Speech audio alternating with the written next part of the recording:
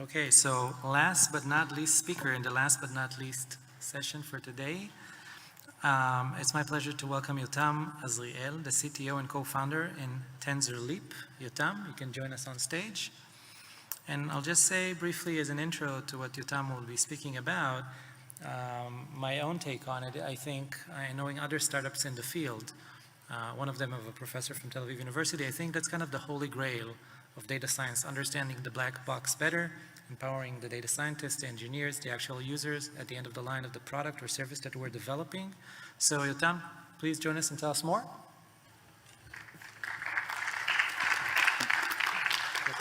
Cool, thanks. Do you hear me twice or it's all good? Yeah, go there.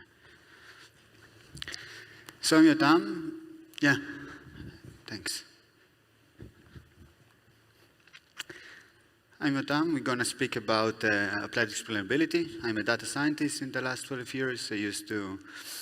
I practice with modeling reality with different techniques from deterministic model to statistic, classic ML, in the last few years, mostly neural networks.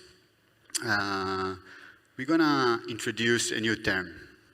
We're going to speak about applied explainability, which is a set of techniques and approach for development that will allow us to shorten the amount of experiments we conduct in order to achieve production, which allow us to gain trust in the model that we're going to deploy, which allow us to focus on the data that matter, and also to automate some tedious and repetitive tasks we conduct manually today.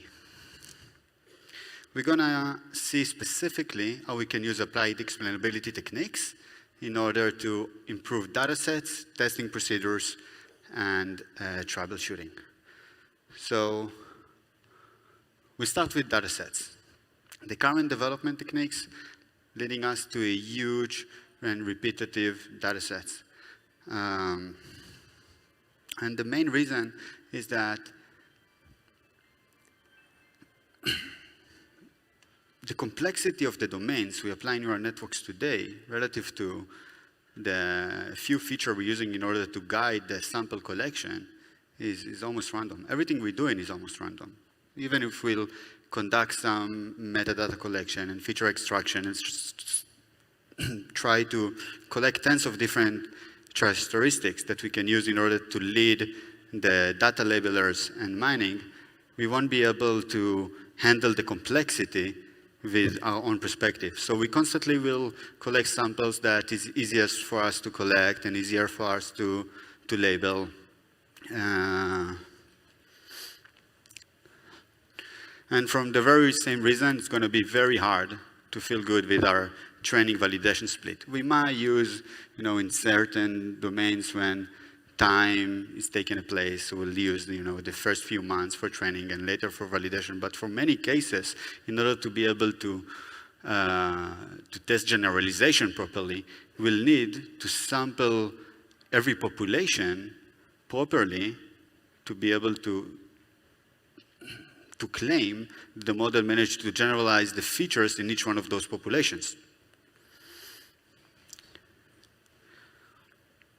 And most of the edge cases in our datasets will never have enough representation in the training set.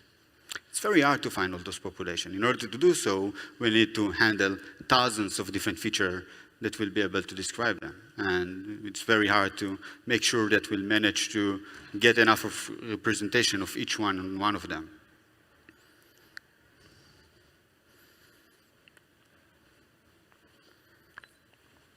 Yeah. About testing, which is mainly maybe the worst issue today in the development paradigm. And maybe there is many different reasons why testing are not conducted properly today. And maybe the main reason that the world didn't quite embrace AI properly. We need to understand that by definition, we're going to hide failures on edge cases. By aggregating some metrics performance on hundreds of thousands of samples, we will never notice on 30% decretion on some small population with 1,000 samples.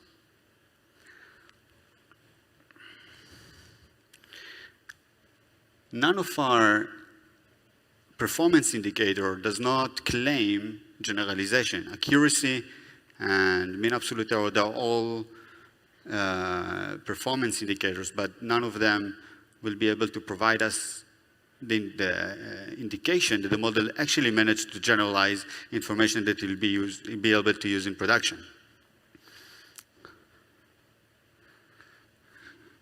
And the current development paradigm will just never allow us to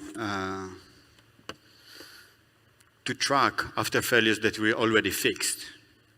Because today when we're finding a failure in production and we're collecting all the samples that we feel that may be related to the same root cause, we'll need to keep track after this set of samples with every model that we keep releasing to production, which means that after a few months, we'll track after hundreds of different small populations.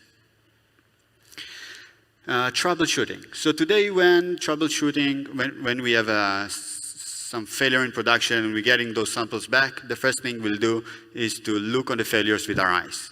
We try to guess which one of the information that's expressed in the samples might represent some anomaly that will cause the model to behave different. We'll try to collect different samples that might fail from the same reason. We'll collect some small test set that once we achieve a good result on this test set, we're gonna claim that we solved this issue and we're gonna deploy it to production. Of course, we'll get again 98% like we always get in, right?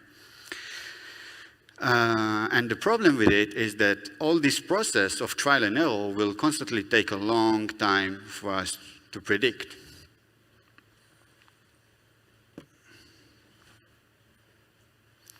It's also going to be very hard for us to explain our clients why those models failing dramatically.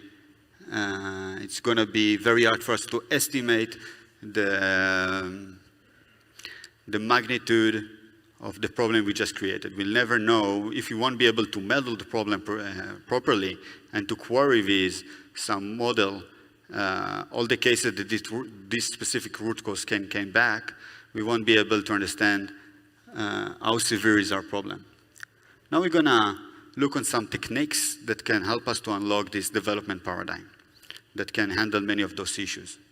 So once we understand that neural networks are feature search algorithms, right? They're just extracting more and more features. And every layer and layer in the model are simply creating a bit more abstract and a bit more simpler representation of the data set. It means that we can utilize many of the features that learn within the model in order to get better understanding of the domain that we're trying to handle. So the first thing we recommend to do is to start to collect a lot of indicators per each one of the information that the model learned. All right, we'll track after all the activation. We'll understand if it's a convolution in order to understand on which dimension it generalized the information, and we'll try to reduce it. We just need to get an expression, how much of this feature expressed in this specific sample. We'll be able to calculate entropy and to search for the features that their entropy is the highest, and maybe to calculate mutual information between certain activation to populations, to the input, to the output. We'll collect a lot of indicators.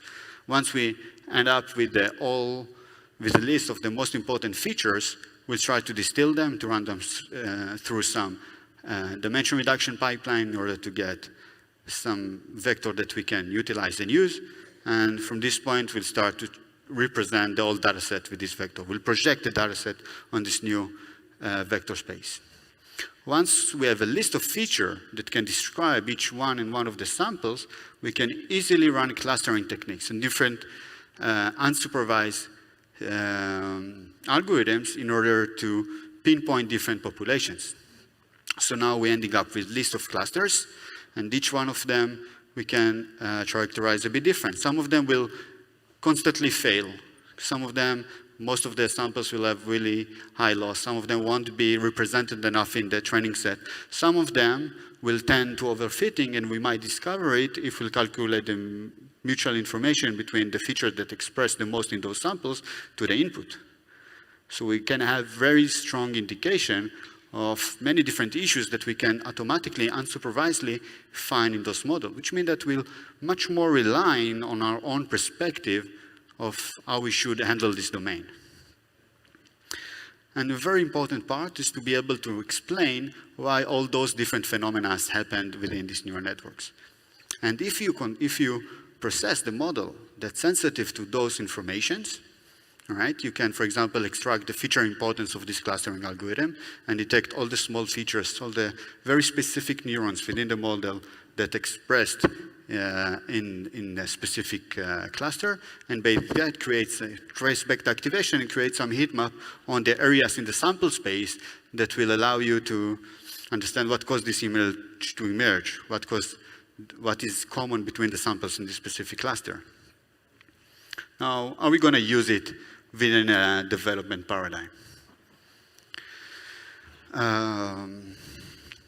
So let's see that we took our test set and we splitted it to hundreds and thousands of different small population. We found a population that tended to fail, and we have managed to check which of them have enough representation in the training set. At this point, we already have a model that we can utilize in order to prioritize unlabeled samples for labeling, which means that now when we go into our label department, we won't just tell them, guys, we need another 1,000 samples, we need to improve the test set by 2%. We'll be able to come up with good incentive of a very specific scenario that we tending to fail with a very specific information that express there the most and way underrepresented in those training sets, and automatically run those clustering algorithms in order to prioritize samples for those specific areas. We will be able to map the whole population in their current training set and prune the population that contain too much of repetitive and redundant information. And by that, to shorten and to improve significantly the balance of those data sets. Once we'll get a failures in production, we'll be able to utilize the features that the model learned. We'll be able to create derivatives, for example, from the neuron that indicate us that the model took certain prediction towards the all embedding space we originally created, which means that the neurons that expressed and distribute the data set in the most informative way and contribute the model to make a certain prediction expressed in these samples in those and those areas, which can be a very strong indication of why the model made its failures, or its specific prediction. We also can do exactly the same from the loss function. We can take the loss function, create the derivatives towards the embedding space, get embedding space that projected to the loss function of a very specific sample, and by search all the samples that close to this scenario, we'll be able to claim that in a set of samples that tending to fail, they're failing from the very same root cause. We'll also, once we manage to add the samples that help the model to generalize, and maybe we did something with pre-processing, all right? We'll be able to look on the other model and check what caused the second model to get his prediction, to make his prediction, and by that, to provide much more confidence when you're going to deploy to production. And with exactly the same techniques, we're going to tackle the test set. We just cannot keep relying on 98% accuracy on 500 samples. We'll have to split those test sets to hundreds and thousands of different small test sets. And it's going to be difficult because we never know which information the model really used. So we're going to use exactly the same techniques in order to split this test set to 100 population. We're going to try to search for correlation between each one of those populations that tending to fail and just tending to be different from the other, to a list of metadata and feature extraction in order to try to deterministics define and explain those small populations in the test sets. And we're going to build a process that will track after all those set of samples per each model that we'll deploy.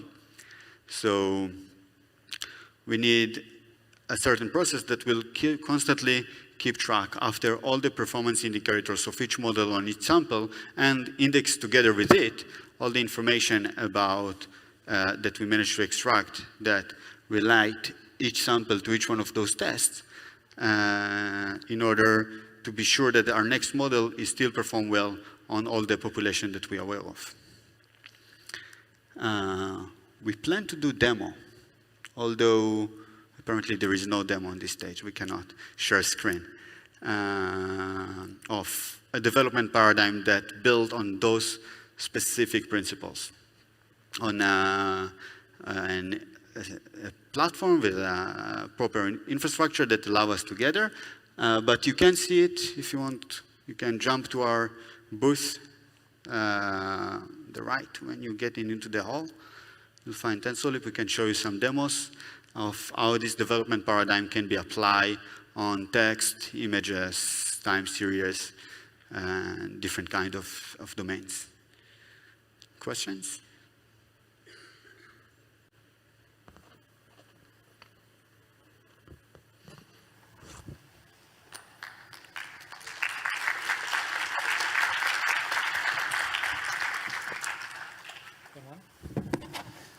Thank you for not running away. One or two questions. Anybody from the audience? If not, I have a few. Yes, please. Do you have a mic for him? Great. What you were telling, I guess it's very important. There's not much competition yet, I would guess, in this field, right? So one extension which probably will become relevant is getting aligned with all these legislations, regulations which are coming out, right? Requiring explainability, interpretability, and all these issues which you are dealing with. So are you trying to, or are you looking towards these opportunities which probably will appear, I would guess, after 2025, most likely, as the planning goes with these acts? Yeah, so we're starting to see some traction from audit organizations that need to be charged on deployment of artificial models to certain field. We already have a strong traction among healthcare companies that need to, submit for FDA. And to the FDA will require you with every AI model to provide some explainability. So we do have a strong traction in healthcare company. Tensorleap developing AI platform that utilize applied explainability in order to provide the infrastructure that you need in order to conduct everything we spoke about today. So it's mainly data science platform. And audit organization, not always constructing from data scientists, but we already have some contacts with some railway, European huge companies that need to perform such an audit on their provider. It's an interesting field. I think that we're going to see more of it soon, yeah. Mm-hmm. So two quick notes relating to your question, sir. The first is, I think competition is already here. I think we were just discussing backstage a startup from one of the professors inside this university doing something similar in the field. It's a very relevant and needed field, so there's already some competition, and I hope you come on top. The other one, re-standardization, I don't think that's relevant necessarily to 2025 because we've been developing in ISO and IC under SC42 standards already from 2018. Now that hasn't caught up yet because the regulator have not yet took that and implemented it. It's something that you must do. But this is actually the best session to mention the next sentence. I invite everyone from industry to take part in the development of standards relating to AI, be it if it's on neural networks in this case, or if it's other startups doing it in model auditing. And a funny note on that, back in 2018 when that committee was formed and I was going around Israel in research centers and explaining why that is important, an engineer at the end, obviously everybody clapped and said, wow, that's very interesting. But nobody thought it'd be worthwhile their time. And they said basically from a corporate perspective, until I get that as an audit, I'm not going to deal with it, which is not that good. And we're trying to deal with that with the way we're teaching engineers today, bringing in things like explainability and trustworthiness and ethics issue inside the curriculum for engineers so that they're more minded of that as well when they're inside industry. But also, I think the most important key thing is that you can influence. You can influence the standardization that is formed. So I invite you to join, and if you want to hear more about that, please catch me offline on that. Sorry for taking from your time. I have a question, if I may, about your focus with specific types of data. Is it only textual? Is it video? What are you monitoring best, or are you doing some hypermodality modeling? So many of our current clients are coming from the vision because it's much more visual to understand it. Some of them is from a time series because the amount of channels they need to handle, they have a very lack of tools in those areas. We do support and have some clients around the NLP.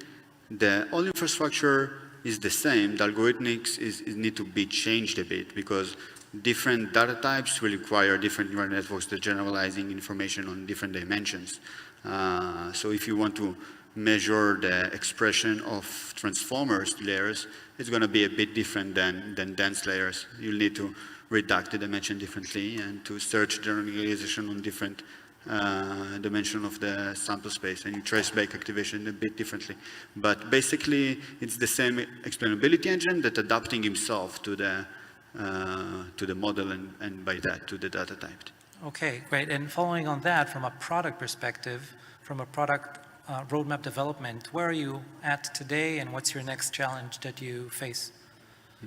So Tensorleap currently, we just released the product to mass embrace. People can download and install it locally since 2 months ago, probably.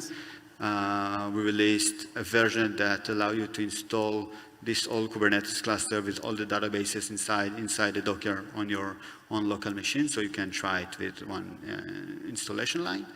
And we're currently in the state that we have a few tens of clients that paying and using the system daily in different verticals, from healthcare, imaging, and searching mutations on genetic sequences or video or NLP.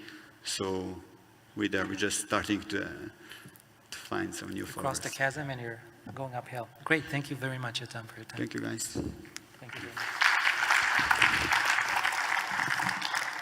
And thank you guys for sticking with us till the end of the day.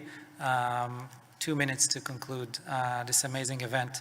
I want to read to you some of the thoughts that I had during this day, which is a very unique day with everything going on in Israel at the moment, which I didn't want to address at the beginning of the day. But if I may have 1 more minute from your time. And this is something that I really believe in, that value is derived from meaning. And when you develop products, you develop at the end meaning for somebody, and value is actually derived from the meaning that the customer gets from using that product or service. And if you think about that, then meaning or purpose actually creates certainty, especially in trying times like today for Israel, as I've mentioned. And AI can empower individuals, but relating to this platform, AI Week, that you are taking part in and came to the first day, and thank you again for that, it's basically around helping Israel remain a global leader in this transformative field. And that has a purpose, and that has meaning, and that's the reason that I joined today, in spite of everything going around the country. This platform is, in my mind, very profoundly important to the ability of Israel to be a global leader in the AI transformation. So thank you to Gili and Itzik for creating this platform and the entire amazing team that made this happen. And it's a good time for a round of applause. I think, yes. And lastly, honestly, thank you everybody, to you for coming. To remind you, we have 2 more days. Tomorrow is going to be another physical event, so I hope to see you here, and have a good evening.